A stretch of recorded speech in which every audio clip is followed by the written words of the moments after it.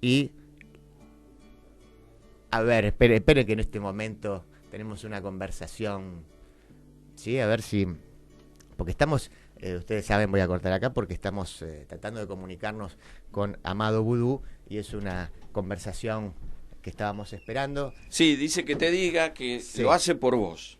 Sé que lo hace por Y mí. lo tenés al aire. Y del otro lado está entonces Amado Vudú, ex vicepresidente de la Nación. Amado, buenos días, Dante Palma te saluda. ¿Cómo estás, Dante? Buenos días. No, porque lo que le decía es que salí de la visita para poder comunicarme con ustedes. Sí, lo sé y por eso también te lo... Que yo te lo había comentado. Te Bueno, lo primero agradezco. muchas gracias por este espacio y por la posibilidad de charlar un rato con ustedes y a través de ustedes con montones de gente que lo escucha.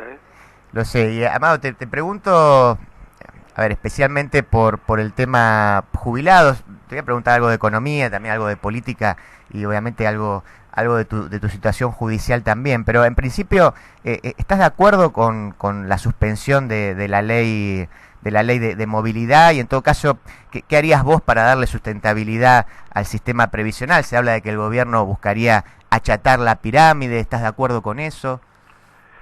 Mira, es un tema, realmente es uno de los temas del momento en el mundo, ¿no? Entonces, primero yo creo que buscar la sustentabilidad solo en el sistema jubilatorio como si fuera un compartimento estanco es un muy mal enfoque y no es el de este gobierno. O sea que el gobierno, yo creo que ese mal enfoque no lo tiene. Porque ¿por qué le pedimos que sea sustentable al sistema jubilatorio y no a otras partidas de la ejecución presupuestaria, ¿no? Es algo que se acepta como una verdad absoluta y en realidad es una imposición del neoliberalismo. Porque uno, ¿cómo le pediría al ejército que sea sustentable? ¿Qué significaría eso? Entonces, me parece que es importante que el gobierno ha eludido esa primera trampa en esta etapa de la discusión. Entonces, esto me parece un punto positivo y significativo. Para que un sistema previsional sea sustentable, un país tiene que crecer y tener mejor distribución del ingreso y crear puestos de trabajo. Pedirle al sistema previsional que sea sustentable como si fuera una caja negra separada de la economía es ridículo. Y te agradezco poder tocar este tema porque me parece que ni siquiera los profesionales de la economía lo tratan adecuadamente. Claro. Ahora, te preguntaba también porque, a ver, esta es una sensación, o por lo menos se está instalando esta idea de que no hay plan económico posible del gobierno de Alberto Fernández sin la renegociación de la deuda. Primero preguntarte si vos lo ves así también y en todo caso, ¿qué tipo de negociación, cuál sería el mejor resultado en la negociación que podríamos obtener? ¿Qué hay que hacer? ¿Hay que diferir el pago de los intereses? ¿Hay que hacer una quita? ¿Hay que hacer otra cosa? Estás filoso, Dante, ¿eh? Estás arriba de la realidad argentina. Así arrancamos. No, yo mira, creo primero que el tema de la deuda es un tema importante, es un tema que hay que prestarle atención, no es el único tema de la economía argentina. Porque el día que soluciones los problemas de la deuda, esto no te soluciona el resto de los problemas. Yo creo que el gobierno lo está encarando muy bien, que para esto ha convocado un muy buen equipo y sé que están abocados en profundidad y con patriotismo a llevar adelante esa negociación. Así que esto, digamos, otro punto promisorio de lo que está sucediendo y creo que ahora vienen un montón de viajes y reuniones del equipo para tratar de cerrar esto. Dicho eso, la vara en Argentina es muy alta, ¿no? Porque la mejor renegociación de la historia del mundo mundial, como dicen los jóvenes, es la de Néstor Kirchner y la de Cristina Fernández de Kirchner. Entonces yo creo que el ejemplo a tomar es la renegociación argentina. Claro. Y ese debería ser el espejo donde se mira los negociadores, teniendo en cuenta que los momentos son distintos, que las circunstancias son distintas, políticas, económicas y de geopolítica, pero ese es un espejo para mirarse. Y te diría es el único espejo para mirarse. Entonces, me parece que hay que poner en valor lo que se hizo en el 2005-2010 e ir por ese camino. Hoy está en discusión si son los intereses, si hay una quita, si es tiempo. Yo creo que lo más importante en una negociación es que sea cual fuera el resultado de las variables financieras, te dé independencia económica. ¿Qué quiero decir con esto? Que no esté atada a ninguna condicionalidad. Porque hoy hay también hay una gran tendencia a expresar que las leyes laborales y sindicales son antiguas, no en Sí. Argentina, en el mundo. Sí. Y yo lo primero que diría para pensar este tema es que un capitalismo sin sindicatos potentes y sin derechos consagrados es peor que la esclavitud. Entonces también este debe ser el marco para medir los tiempos que vienen, y uno tiene que evitar cualquier tentación de que bajo una supuesta modernidad reducir los derechos de las trabajadoras, de los trabajadores y de los ciudadanos todos en una supuesta legislación moderna. Porque sí. lo que uno ve es que el capitalismo lo que hace es cada vez apropiarse de más parte del trabajo y no de menos. Dicen que el problema son los trabajadores y las leyes, pero las ganancias empresariales son cada vez mayores y la concentración económica es cada vez mayor y la desigualdad es cada vez mayor. Entonces, todo este discurso tan bien elaborado y tan bien repetido, en realidad no se condice con la realidad económica del mundo ni de la Argentina. A propósito de eso también, porque por lo menos en los últimos años me llamó mucho la atención la proliferación de economistas liberales, libertarios en la televisión, de modo tal que casi que los economistas que defendían el macrismo parecían economistas de centro. Pero se impuso mucho la discusión en torno al sistema impositivo, si habría que modificarlo, y por supuesto también de la mano de las retenciones. ¿Cuál sería brevemente la modificación que vos harías? Tienen razón, hay que modificar. Claro, en eso sí, ¿hacia dónde? Pero claro, exactamente. Mira, hoy vos tenés, primero, ¿qué significa el sistema de precio en el siglo XXI, ¿no? Nosotros hemos aprendido en la facultad que, bueno, en el sistema liberal capitalista, cada factor de la producción se lleva lo que aporta. Y bueno, esto claramente no está funcionando así, ¿no? Porque la productividad del trabajo crece a ritmo muy importante desde los 80 de forma constante y los salarios no crecen al mismo ritmo. Entonces, el sistema de precios, lejos de ser una circunstancia de generación de valor, lo que se ha convertido en un mecanismo de apropiación de valor de las corporaciones. Y te doy un ejemplo concreto: las tarifas de los servicios públicos. El precio de las tarifas de los servicios públicos es una variable política. Cuando se decide que sean bajos y cuando se decide que sean altos, siempre es una variable política, porque el supuesto empresario que está, y estoy pensando en Midlin en particular, que está al frente de esto, ni arriesga, ni innova, ni compite, ninguna de las cuestiones por las cuales un empresario tiene derecho a ganar dinero en el sistema capitalista. Entonces lo que tiene es un mercado cautivo con una variable de decisión política que es la tarifa, que en la etapa de Macri ha sido un mecanismo de saqueo de la Argentina. Entonces hay que tener cuidado con estos conceptos y como se dicen, y no es un problema de la Argentina, no es un problema idiosincrático de la Argentina. En Francia y en Chile y en Argentina los servicios públicos se han convertido en un mecanismo de extracción de valor de la sociedad, no de generación de valor.